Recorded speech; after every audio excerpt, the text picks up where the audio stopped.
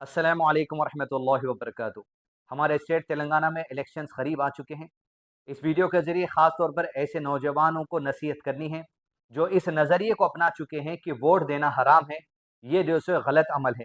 ایسے تمام نوجوانوں سے میں خاص گزارش اور اپیل کرتا ہوں کہ اس موضوع پر شیخ محترم کے اس مختصر ویڈیو کو تفصیلی طور پر ضرور سنیں، جس میں شیخ محترم نے الحمدللہ قرآن مجید سے حوالہ دیتے ہوئے اپنے علم کا جو سو اصول ہمارے سامنے رکھتے ہوئے اور پھر کبار علماء کرام میں علامہ شیخ عثیمین رحمہ اللہ کے بھی حوالہ دیتے ہوئے یہ بات کو واضح طور پہ کہا ہے کہ علماء کرام کی رائے ہے کہ اپنے علاقے میں ووٹ دینا اس وقت واجب ہے اپنے حقوق کے اصول کے لیے۔ پیش ہے شیخ کی یہ نصیحت۔ ہمارے مسلمانوں کا مسئلہ الیکشن کے سلسلے میں عجیب ہے۔ اس سلسلے میں لوگ افراط اور تفریط کے شکار ہیں۔ ہمیں اس سلسلے میں شرعی اصول کو مد نظر رکھنا چاہیے کہ اصل چیز یہ ہے کہ یہ الیکشن کا جو نظام ہے، جو ہمارے اوپر فرض کر دیا گیا ہے، یہ شرعی طور پر قابل قبول نہیں ہے۔ اس میں ایک عالم کی رائے اور ایک انگوٹھا چھاپ جاہل کی رائے دونوں کی برابر مانی جاتی ہے، جبکہ یہ چیز قابل قبول نہیں ہے، نہ عقلاً نہ شرعاً۔ لیکن یہ ایک ایسا مسئلہ ہے جو ہمارے اوپر فرض کر دیا گیا ہے، ہم اس سے چھٹکارا نہیں حاصل کر سکتے۔ لہذا ہمارے یہاں کچھ لوگ، خاص طور پر بعض نوجوان طبقہ، یہ فتویٰ دینا شروع کر دیتا ہے کہ ووٹ نہیں دینا چاہیے، ووٹ میں شریک نہیں ہونا چاہیے، یہ طاغوتی نظام ہے، یہ کافرانہ نظام ہے، اس کو قبول کرنا جائز نہیں ہے۔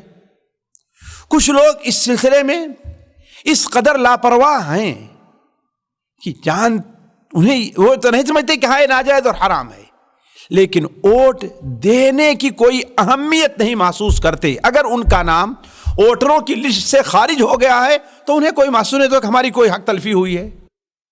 اس کے برخلاف کچھ ایسے لوگ ہیں جو اللہ کی نافرمانی کو چھوڑ کر کے شیطان کی نافرمانی میں آ گئے، اللہ کی عبادت کو چھوڑ کر کے مال کی عبادت میں پھنس گئے ہیں۔ لہذا انہیں اس سے کوئی مطلب نہیں ہے کہ مسلمانوں کا فائدہ مستقبل کس سے وابستہ ہے۔ انہیں جس نے پیسہ دیا، جس نے مال دیا، جس نے ان کا فائدہ کیا، اس کے ساتھ ہو لیے۔ یہ ساری رائے غلط ہے۔ مسلمانوں کو اس سلسلے میں کیا کرنا چاہیے؟ وہ یہی ہے کہ اخف البلیتین کے اوپر عمل کرنا چاہیے، جس پر قرآن مجید میں دلیل موجود ہے۔ حضرت موسیٰ اور خضر علیہ السلام کے قصے میں ہے کہ حضرت موسیٰ علیہ السلام نے حضرت خضر کا ساتھ کیا اور کشتی پر بیٹھے تو حضرت خضر علیہ السلام نے کشتی کو توڑنا شروع کر دیا۔ ظاہر بات ہے ان کی کشتی کے مالک نہیں ہیں، کشتی ان کی اپنی نہیں ہے، اس سے جان کا خطرہ ہے، اس کے باوجود بھی کشتی کو توڑ رہے ہیں، عیبدار کر رہے ہیں۔ حضرت موسیٰ علیہ السلام نے جب پوچھا بعد میں، آخر میں حضرت خضر نے کیا بتلایا کہ یہ کشتی یتیم اور مسکینوں کی ہے، مسکینوں کی ہے۔ وَأَمَّا السَّفِينَةُ فَكَانَتْ لِمَسَاكِينَ فِي الْبَحْرِ، یہ کیا ہے؟ مسکینوں کی ہے یہ کشتی، اور اس سے اپنی روزی حاصل کرتے ہیں۔ اور جس طرف کشتی جا رہی ہے وہاں پر ایک ظالم بادشاہ ہے، جب کسی کشتی کو اچھی حالت میں دیکھتا ہے، نہیں دیکھتا ہے، تو اس کے اوپر غاصبانہ طور پر قبضہ کر لیتا ہے۔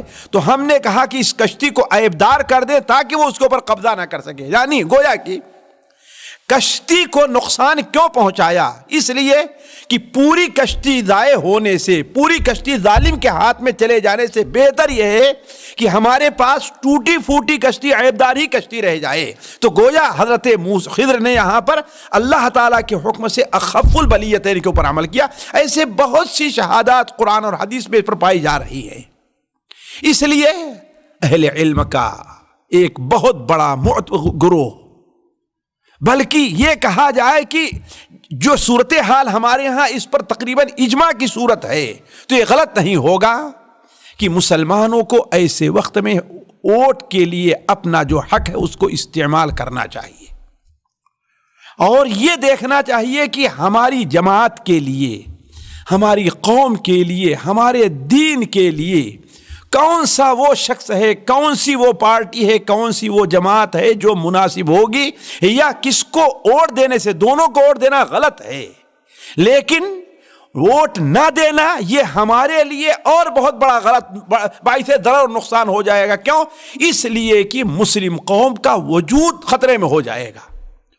انہیں اپنی کوئی بات منوانی ہوگی تو ان کے پاس کوئی حرمہ نہیں رہ جائے گا۔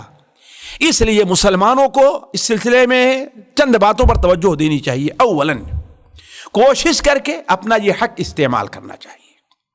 دوسری چیز، ان کی کوشش یہ ہونی چاہیے، اور ہر شخص چھوٹا اور بڑا، عالم اور جاہل، اپنی یہ ذمہ داری محسوس کرے کہ اس کا ووٹ جس طریقے سے بڑھتا آیا ہے اور لاغی بیکار ہو جاتا ہے، ایسا نہیں ہونا چاہیے۔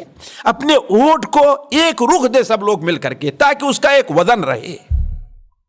اور تیسری چیز یہ ہونی چاہیے کہ یہ دیکھیں کہ وہ کون سی پارٹی ہے یا کون سا لیڈر ہے جو ہمارے لیے، ہماری قوم کے لیے، ہماری جماعت کے لیے، ہمارے مدارس کے لیے، ہماری مساجد کے لیے، ہمارے بچوں کے لیے کون ہے جس کا ضرر کم از کم ہے، اور کون ہے جس کا ضرر زیادہ ہے۔